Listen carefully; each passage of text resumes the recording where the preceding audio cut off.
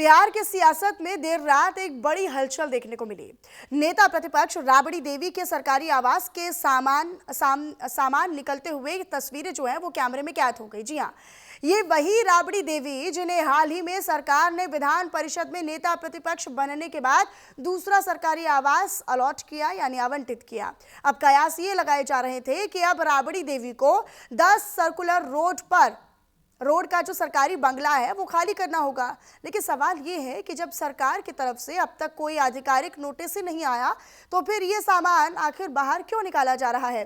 क्या ये चुपचाप शिफ्टिंग की तैयारी है या फिर आने वाले सियासी तूफान से पहले की रणनीति? सूत्र फिलहाल कुछ भी कंफर्म नहीं कर रहे हैं, लेकिन जो तस्वीरें सामने आई हैं वो कई सवाल अपने आप में खड़े कर रही हैं। क्या राबड़ी देवी खुद घर खाली कर रही हैं या सरकार की ओर से अंदर खाने कुछ तय हो चुका है बिना नोटिस, बिना आदेश? तो फिर ये सामान आखिर कहां जा रहा है? बिहार की राजनीति और सियासत में एक बार फिर से सस्पेंस गहराता जा रहा है। मांझी जी, आप विचारों के आधार पर राजनीति नहीं करते हैं। आप सत्ता के लिए, स्वार्थ के लिए और किसी हद तक जो भारतीय जनता पार्टी अपने सहयोगी दलों को ट्रैप में लेकर के राजनीति करती है, उसी ट्रैप में आप फंस चुके हैं।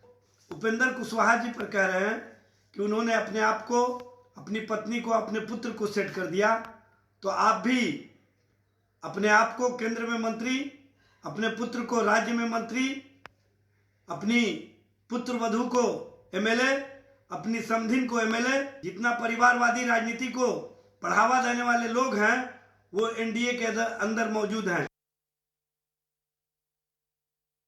10 नंबर जो माननीय राबड़ी देवी जी का सेंट्रल पूल का मकान था वह स्थानांतरित होकर 39 नंबर हार्डिंग रोड दिया गया।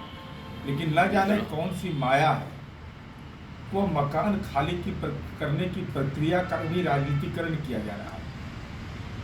हमारी उम्मीद है कि सरकारी संसाधन का दुरुपयोग करना राजनीति में अक्षम्य अपराध होता है, तो मकान खाली करना नियमानुकूल है, लेकिन मकान के जो सरकारी साजो सामान है अगर उसमें कोई भी क्षति होती है तो यह राजनैतिक रूप से अनैतिक काम माना जाता है।